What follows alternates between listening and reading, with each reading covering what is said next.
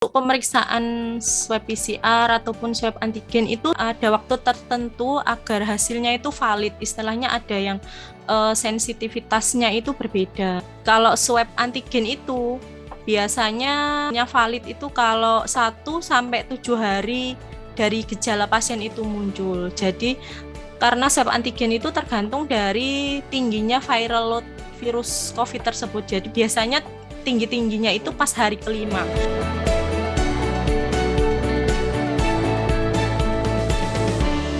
Kawan Merdeka, berjumpa kembali di Glam Talk. Masih bersama saya Ricky Jovano yang akan menemani Anda untuk berbincang-bincang tentang banyak hal, menambah wawasan kita, menambah ilmu kita. Yang pasti setiap obrolan selalu ada hal-hal yang menarik untuk diperbincangkan. Dan di Glam Talk kali ini saya bersama dengan Dr. Nurul Widiawati, seorang dokter umum dan juga dosen dari Fakultas Teknologi dan Manajemen Kesehatan Institut Ilmu Kesehatan Baktiwiyata Kediri. Selamat siang, Dokter Nurul. Ya, selamat siang, Mas. Bagaimana, dokter? Kabar sehat, dokter? Ya, alhamdulillah sehat. Oke, semoga sehat selalu. Amin. Karena nakes sebagai garda terdepan sih saya sangat apresiasi itu, dokter. Ya. Oke, Dokter Nurul. Di pertemuan sebelumnya saya sudah banyak berbincang dengan rekannya dokter juga, rekannya Dokter Nurul, yaitu Dokter Galuh, tentang obat-obatan COVID begitu ya. Namun kali ini saya akan berbincang mengenai pasca isoman. Jadi untuk kawan Merdeka mungkin yang lagi nonton kita sekarang butuh informasi-informasi pasca isoman, Dok, karena kayaknya informasi itu terkadang tidak sampai, tidak sesampai ke masyarakat, sehingga kadang kurang aware dengan adanya isoman atau mungkin takut begitu, dokter. Nah, sekarang saya mau tanya ke Dokter Nurul langsung mengenai dampak dari adanya PPKM atau mungkin adanya PPKM ini kan karena COVID yang melonjak, dokter. Banyak orang yang pada akhirnya harus isoman atau mungkin harus dirawat di rumah sakit karena terpapar COVID-19. Tapi yang perlu saya tanyakan ke Dokter Nurul adalah sebenarnya orang-orang dengan kondisi yang seperti apa, dokter, yang harus melakukan isolasi mandiri atau yang cukup melakukan isolasi mandiri sendiri di rumah? Oh iya, untuk orang-orang yang bisa melakukan isolasi mandiri atau isoman ini sebenarnya ada kriteria-kriterianya. Mungkin yang pertama, sesuai dari klinisnya, itu orang tanpa gejala, yang sering orang awam menyebutnya dengan OTG itu ya, Mas ya. Terus yang kedua, orang dengan gejala ringan. Terus ada lagi tambahan yang ketiga itu bukan lansia, terus orang tersebut tidak memiliki komorbid, misalnya seperti komorbid diabetes atau kencing manis ataupun hipertensi, penyakit asma mungkin, penyakit jantung koroner ataupun yang lainnya. Selain itu, mungkin juga didukung dengan rumah dan lingkungan sekitarnya yang mendukung dan memenuhi syarat-syarat tertentu agar bisa dilakukan isolasi mandiri di rumah. Oke. Untuk jangka waktunya, dokter, karena informasi yang saya terima kadang ada yang bilang 5 hari cukup, 10 hari cukup, ada yang bilang 14 hari. Sebenarnya yang betul berapa hari, dokter? Untuk jangka waktu isoman ya, untuk jangka waktu isoman itu juga sesuai dengan gejalanya.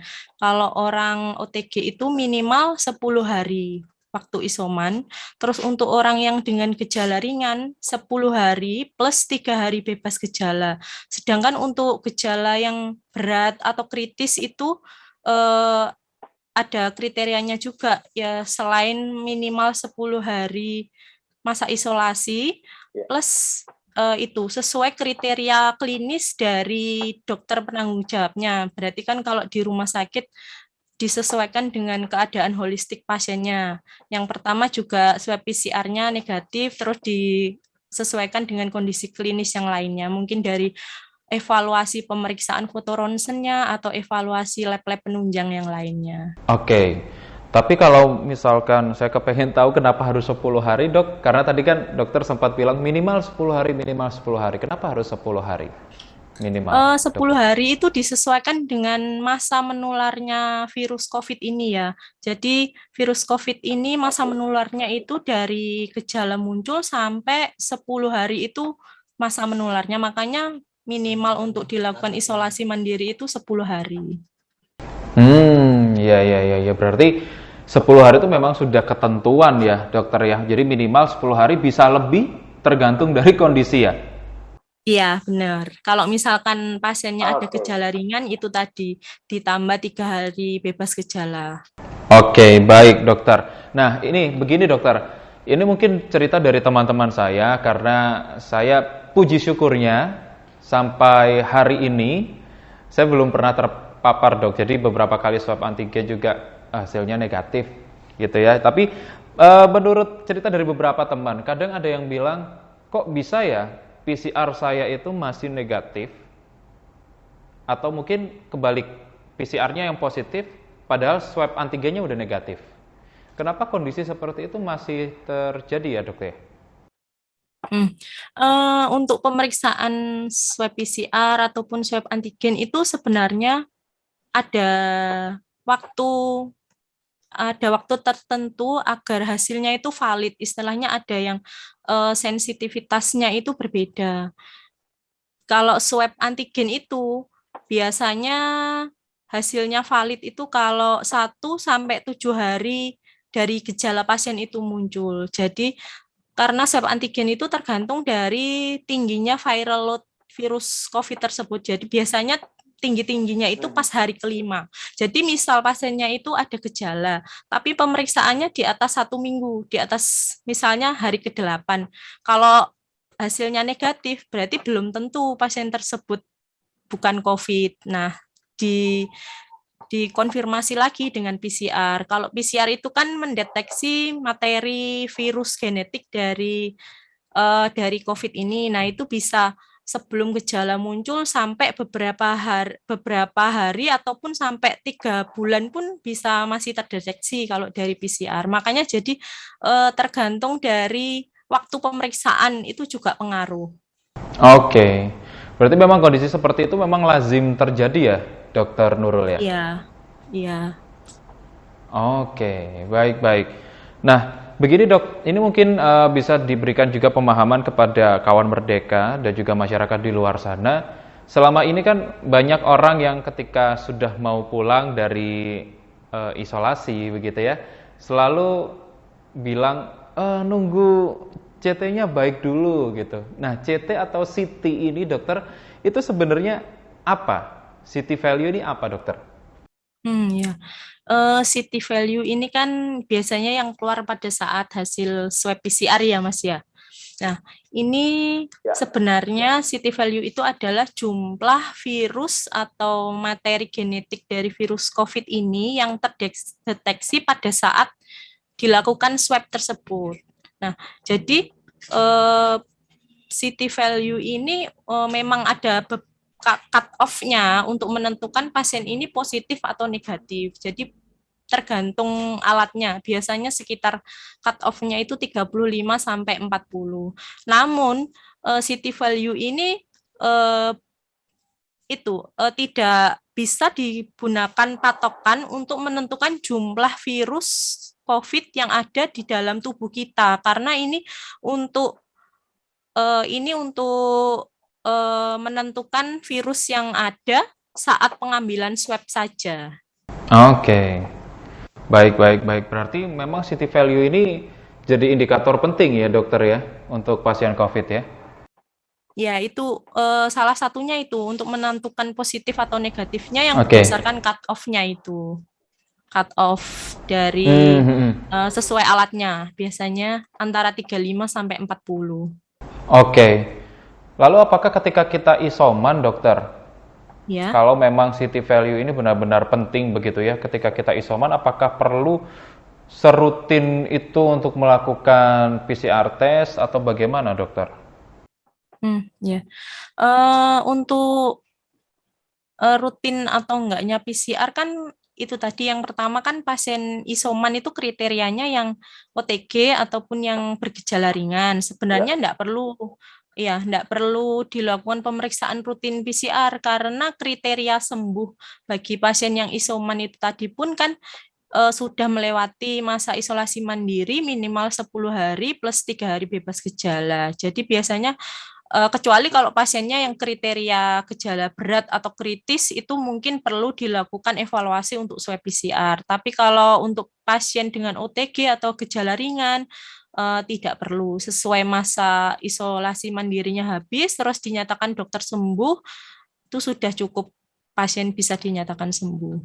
Oke, berarti sebenarnya ketika kondisinya si pasien ini sudah melewati masa isoman, begitu dokter ya, lalu Ya. sudah dinyatakan sembuh, sudah tidak ada gejala, tapi kadang hasil PCR masih positif. Nah, seperti itu apakah masih bisa dikatakan, oh ya memang sudah sembuh atau belum justru, karena masih positif? Itu tadi makanya eh, PCR itu bukan untuk evaluasi kesembuhan pasien, terutama untuk pasien yang OTG ataupun bergejala ringan. Kenapa? Karena PCR itu kan istilahnya mendeteksi materi genetik virusnya. Nah, itu tidak bisa membedakan mana virus yang masih aktif ataupun mana virus yang sudah tidak aktif. Nah, eh, penelitian-penelitian itu menunjukkan bahwa PCR itu masih bisa menunjukkan hasil yang positif bahkan sampai 3 bulan setelahnya. Makanya untuk pasien yang OTG ataupun gejala ringan, tidak perlu untuk cek PCR. Kalaupun memang PCR-nya positif dan menurut dokter yang dikonsultasikan sudah sembuh, berarti sudah sembuh dan tidak perlu tambah isoman lagi. Kecuali untuk pasien-pasien tertentu tadi yang gejala berat atau kritis tadi. Oke, karena begini dokter, karena masalahnya kan banyak perusahaan, banyak kantor yang mungkin tidak paham dengan hal ini mungkin ya. Kadang Ya, orangnya sudah dinyatakan sembuh oleh dokternya, tapi mana ya, hasil PCR-mu? Begitu dikasih lagi, masih positif lagi, libur lagi, begitu dok. Itu yang sering terjadi kan ya. iya, iya. Oke, mungkin kalau seperti itu, mungkin kitanya ya yang harus ngasih pemahaman ya. Ya, mungkin sama kita bisa konsultasi sama dokter, terus kita minta surat keterangan dari Ya, dokter. Mungkin itu bisa jadi solusinya. betul. Berarti gini dok, setelah kita memang dinyatakan sembuh oleh dokter begitu ya, kita Ya. dinyatakan sembuh, kita sudah nggak perlu tes-tes lagi. Tapi apakah sebenarnya masih ada hal yang harus kita lakukan, dokter, supaya mungkin itu tidak gampang kambuh lagi atau tidak gampang datang lagi itu virus? Karena kenyataannya banyak orang yang setelah menjadi penyintas juga masih kena kan dokter ya? Iya, iya. Kalau yang penyintas terus bisa kena lagi itu namanya reinfeksi sih, berarti dia ada infeksi berulang dari infeksi virus yang pertama. Tentunya untuk menghindari hal tersebut, eh, s- untuk masa pandemi ini tetap sih prokesnya yang 5M itu tetap dijaga. Terus selain itu makan makanannya, nutrisi, asupannya, mungkin kesehatannya itu juga dijaga, istirahatnya. Yang paling penting itu sih prokesnya itu karena memang masa seperti ini kita juga karena virusnya juga airborne disease ya bisa apa lewat udara itu jadi kita ya tetap yang paling utama prokesnya itu tetap dijaga. Oke, dan mungkin begini dok, yang bingung adalah kondisi ketika memang sudah dinyatakan sembuh tadi oleh dokter, meskipun Mm-mm. PCR-nya positif, tapi kalau memang sudah dinyatakan sembuh, ya nggak apa-apa, berarti sudah bisa kembali lagi pulang begitu. Nah, dengan kondisi Iya. seperti ini, apakah ketika kita bersinggungan dengan keluarga kita di rumah, misalkan kayak suami istri tidur bersama gitu, apakah masih ada potensi untuk menular ataukah sudah tidak ada potensi untuk itu, dok? Sesuai penelitiannya ya, ditentukannya masa isolasi mandiri ini tentunya sudah dilakukan penelitian-penelitian sebelumnya ya. Nah, makanya ada waktu minimal ini sudah sesuai dengan hasil penelitiannya ini, virusnya yang di dalam tubuh itu sudah inaktif, jadi sudah tidak menular lagi. Oke, baik, baik, baik. Kita mungkin lebih spesifik untuk melihat tempat tinggal, mungkin seperti itu ya, mendeteksi tempat tinggal mungkin dokter, yang mungkin bagi pasien yang isolasi mandiri di rumah, itu apakah setelah si pasien ini dinyatakan 14 hari sembuh, misalkan dia sudah nggak ada gejala lagi dan dinyatakan sembuh, apakah ruangan X isoman itu tadi perlu disterilisasi yang bagaimana begitu dokter? Perlu nggak seperti itu? Hmm, ini sebenarnya ada waktu-waktunya juga sih. Kalau misalkan memang dia dipakai pos isolasi mandiri, bisa dilakukan didisinfeksi untuk permukaan-permukaan mungkin yang sering dipegang oleh pasien yang isoman tersebut. Terus pembersihan untuk disinfeksi ini ada apa? Ada sesuai dengan kriterianya untuk cairan-cairannya. Terus untuk ventilasinya mungkin dibuka biar ventilasi di tempat ruangan isoman itu lebih bagus, terus cahaya matahari bisa masuk. Terus untuk pakaian-pakaiannya itu bisa sih dijadikan satu, nanti dicuci dengan air hangat dan deterjen. Terus untuk yang lainnya, kalau sudah lebih dari 3 hari itu sebenarnya virus-virus yang di permukaan itu sudah bisa dikatakan mati sih, seperti itu. Oke. Termasuk kalau AC begitu, Dok. Karena AC ini kan sirkulasi udara kan kadang Iya, ngumpul di situ ya. Itu iya. apakah juga perlu Kalau dibersihkan untuk orang-orang yang isoman itu ya, kalau AC seharusnya ventilasinya yang bagus dan kalau bisa nggak usah pakai AC karena kalau pakai AC nanti udaranya muter aja di dalam kan, jadi sirkulasinya nggak bagus. Jadi misalkan isolasi mandiri di rumah, mending AC-nya dimatikan dulu, tapi ventilasinya dibuka biar sirkulasinya udara bisa keluar masuk seperti itu. oke oke. Mungkin tipsnya adalah untuk kawan merdeka yang isolasi mandiri sementara ini off AC dulu ya, Dokter ya. Iya. Mm. Oke, baik-baik. Nah, dokter, kita sekarang melihat ke tubuh si penyintas COVID. Dokter, sebenarnya kalau tubuhnya orang yang penyintas COVID itu ada efeknya nggak sih, dok? Hmm. Kalau untuk penyintas COVID ya berarti dia itu sudah tubuhnya itu sudah mengenali virus COVID yang masuk. Jadi bagi penyintas COVID ini akan terbentuk antibodi di dalam tubuhnya, antibodi COVID ini. Ini biasanya bisa melindungi, antibodi ini diharapkan mempunyai protektivitas bagi para penyintas COVID agar mungkin bisa terhindar dari infeksi COVID yang kedua atau terjadinya reinfeksi. Tapi itu pun ya tidak menutup kemungkinan penyintas COVID ini bisa kena lagi karena memang antibodi itu tidak menjamin pasien itu tidak terkena kembali virus COVID tersebut. Oke, berarti kalau begini, dok, tadi kan dikatakan bahwa setelah seseorang menjadi penyintas, otomatis antibodinya sudah mengenali virus COVID itu sendiri. Nah, untuk membuat antibodi ini, atau mungkin istilahnya kita mempertahankan lah, mempertahankan antibodi itu, apakah ada cara-cara tertentu yang harus kita lakukan, dokter? Hmm.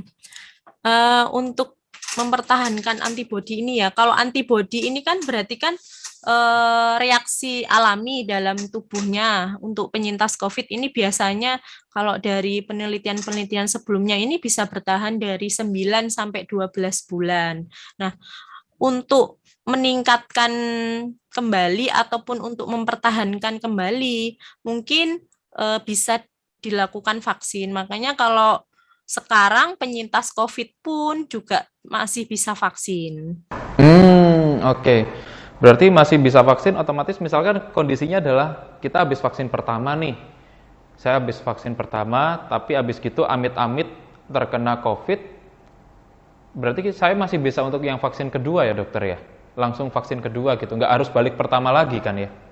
Iya, jadi misalkan vaksin pertama sudah, terus berapa bulan atau beberapa waktu tertentu pasiennya kena COVID, terus sudah dinyatakan sembuh, Nah, kalau sesuai peraturan pemerintah di negara kita ini untuk penyintas COVID untuk vaksin setelahnya itu biasanya 3 bulan pos dinyatakan sembuh. Itu bisa vaksin. Oke. Jadi Ya, langsung lanjut kedua begitu dokter ya? iya, iya, Oke, baik Dokter Nurul. Banyak informasi ya, yang saya terima dari Dokter Nurul. Ini luar biasa sekali.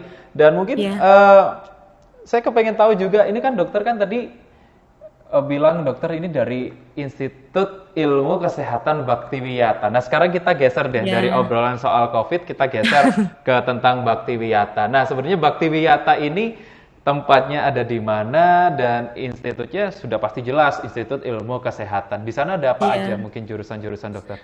Ini tempatnya di Kediri, Mas. Di kota Kediri. Terus untuk ini salah satu institut ilmu kesehatan yang ada di Indonesia. Jadi jurusannya itu murni biasanya semuanya kesehatan. Mungkin ada macam-macam, ada fakultas kesehatan gigi, fakultas kedokteran gigi, farmasi, terus eh, mungkin yang lainnya bisa dilihat di websitenya atau di Instagramnya @iika_baktiwiyata. Oke, di @iik Baktiwiyata sekaligus nanti Ya, mungkin juga kawan Merdeka bisa konsultasi juga begitu ya, oh tanya-tanya iya, tentang iya, COVID mungkin juga bisa ya di sana ya dokter ya. ya, Oke, baik. Terakhir mungkin Dokter Nurul ada yang mau ya. disampaikan ke masyarakat luas mungkin terkait dengan kondisi pandemi seperti ini, dokter? Iya.